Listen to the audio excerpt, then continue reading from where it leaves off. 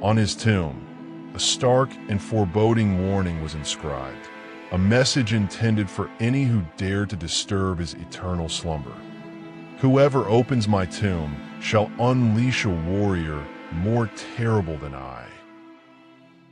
For centuries, this epitaph served as a silent guardian, a chilling prophecy that lay dormant, waiting for the curious and the bold to test its power. Its words were not mere decoration, but a vow, carved in stone, that seemed to pulse with the weight of destiny itself, a warning from a man who had reshaped the world through fire and sword. In the annals of the 20th century, a time defined by its own unprecedented conflicts and ideological clashes, this ancient curse would find a new, terrifying relevance. The world was a crucible of ambition, where the hubris of modern man clashed with the mysteries of the past. In the summer of 1941, as the world held its breath on the precipice of an ever-widening war, a team of Soviet archaeologists, driven by scientific curiosity and perhaps the political motivations of their state, journeyed to the ancient city of Samarkand in modern-day Uzbekistan. Their destination was the magnificent Gur-e-Amir Mausoleum, a monument of breathtaking splendor, its turquoise dome gleaming like a jewel under the Central Asian sun. This was the final resting place of Tamerlane, his sons, and his grandsons, a sacred site where history and legend intertwined. At the head of this expedition was Mikhail Gerasimov, a renowned anthropologist and archaeologist, famous for his pioneering work in forensic facial reconstruction. His mission was clear: to exhume the remains of the great conqueror, to study them, and to reconstruct the face of the man who had forged one of history's largest empires through sheer force of will and unrelenting brutality. The journey to Samarkand was not merely a scientific endeavor, but a pilgrimage into the heart of a legend. The Gur-e-Amir, with its intricate tilework and towering minarets, stood as a testament to Tamerlane's grandeur, a monument to a man who had conquered from the steppes of Mongolia to the gates of Damascus. Yet, beneath its beauty lay an undercurrent of dread. The local population and the Muslim clergy of Samarkand were deeply troubled by the Soviets' intentions. They held the curse in solemn reverence, viewing the sanctity of the tomb as absolute. In the narrow streets and bustling marketplaces of the city, old men whispered the prophecy, their voices trembling with a fear that had been passed down through generations. They spoke of the wrath of Timur, of a spirit so fierce that even death could not contain it. They pleaded with the archaeologists, their words heavy with the weight of ancestral memory, warning that to disturb the peace of Timur was to invite a catastrophe of unimaginable proportions upon the world. To them, the inscription was not a relic of superstition, but a living vow, a covenant between the past and the future. The warnings, however, fell on deaf ears.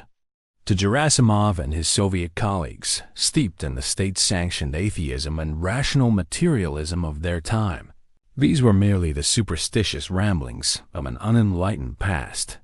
They were men of science. Their tools were trowels and brushes, not talismans and prayers.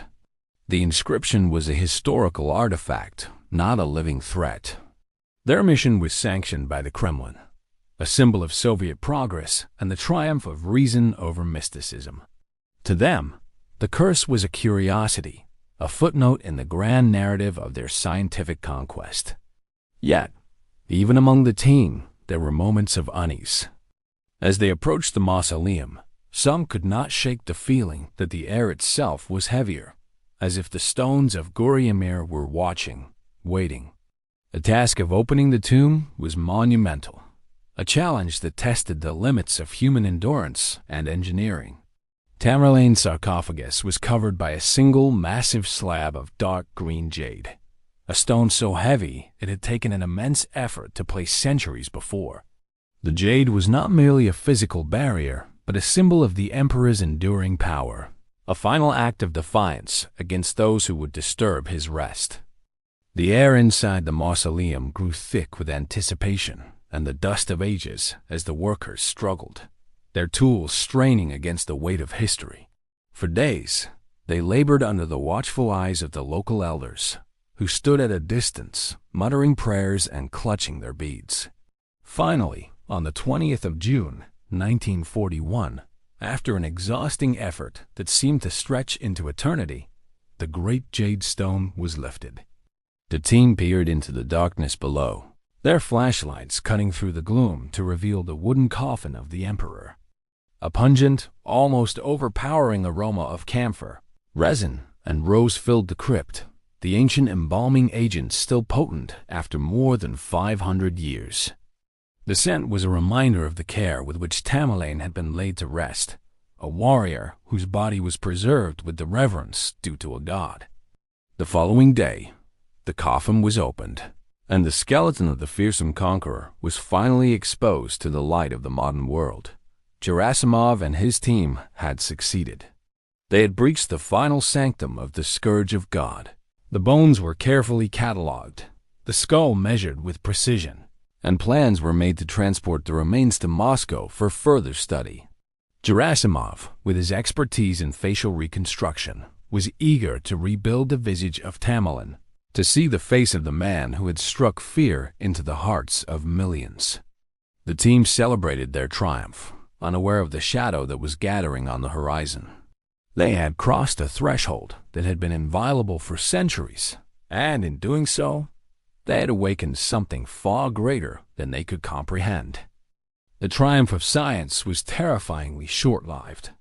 A mere 3 days after the tomb was unsealed, on the 22nd of June, 1941, a new and terrible warrior was indeed unleashed upon the world, one far more terrible than Tamerlane could have ever imagined. Adolf Hitler, a conqueror of a new and horrifying age, launched Operation Barbarossa. Over 3 million Nazi soldiers, forming the largest invasion force in the history of warfare, stormed across the border into the Soviet Union. The invasion was a complete surprise to Stalin, a devastating lightning-fast assault that plunged the nation into the bloodiest conflict it would ever know. The sheer, shocking coincidence was impossible to ignore. The ancient prophecy, dismissed as folklore just days before, now seemed to echo with the thunder of German artillery and the roar of Luftwaffe engines. Panzer divisions rolled across the plains, leaving devastation in their wake, while the Soviet forces, caught unprepared, reeled under the onslaught. To the millions of Soviets now facing the brutal advance of the Wehrmacht, and especially to the elders of Samarkand who had warned against this very outcome, the connection was undeniable.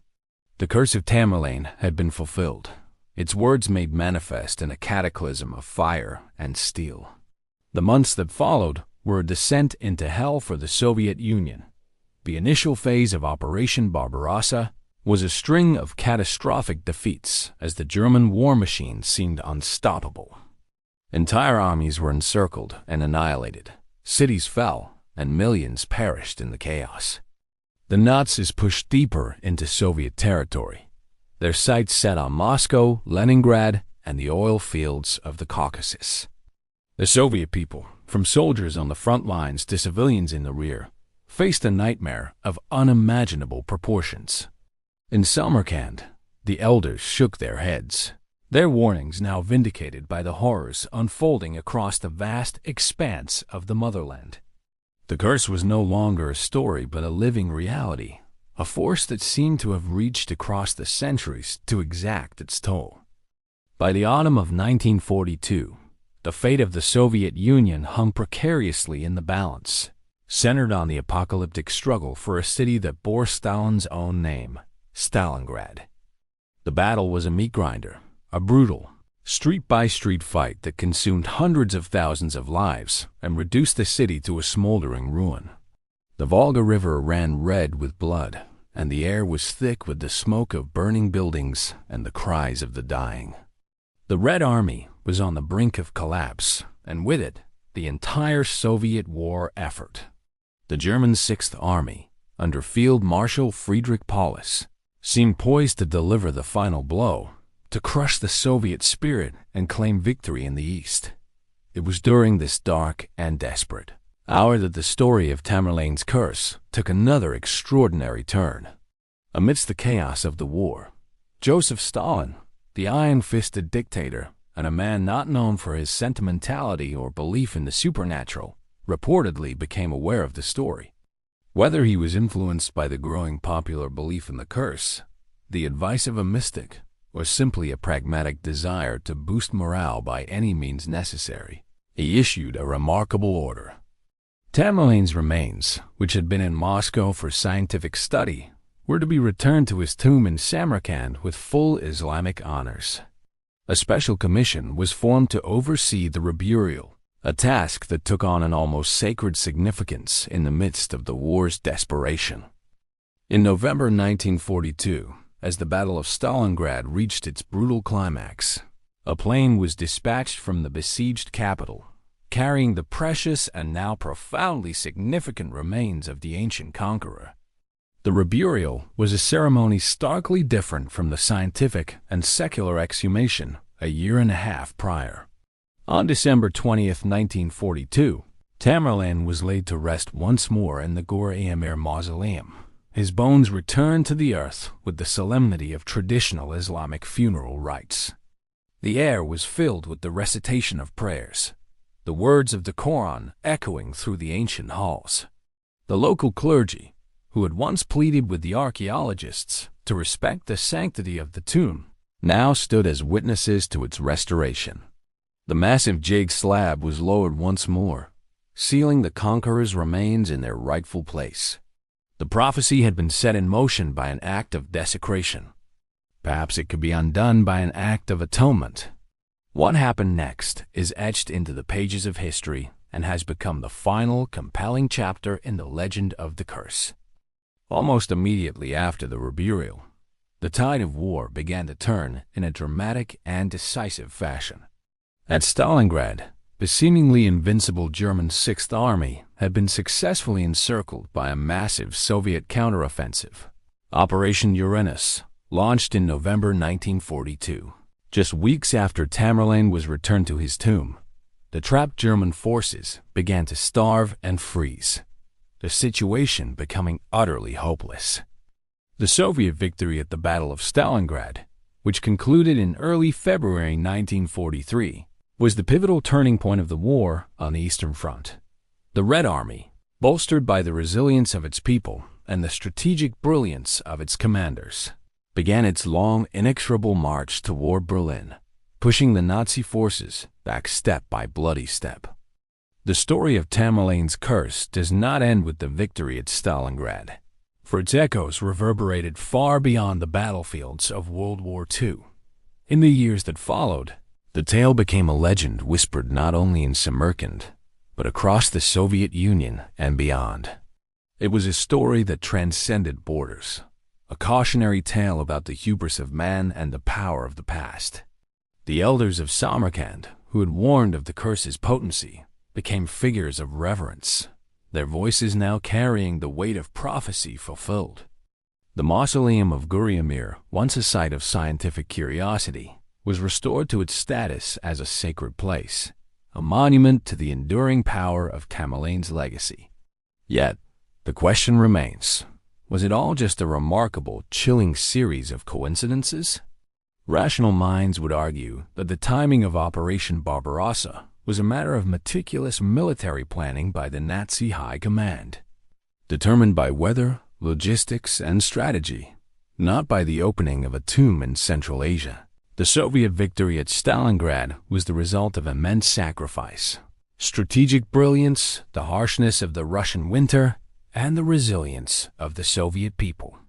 The reburial of Tamerlane, while symbolically significant, could not have altered the course of a war driven by the machinery of modern geopolitics. And yet, the narrative is too perfect, the timing too precise to be easily dismissed.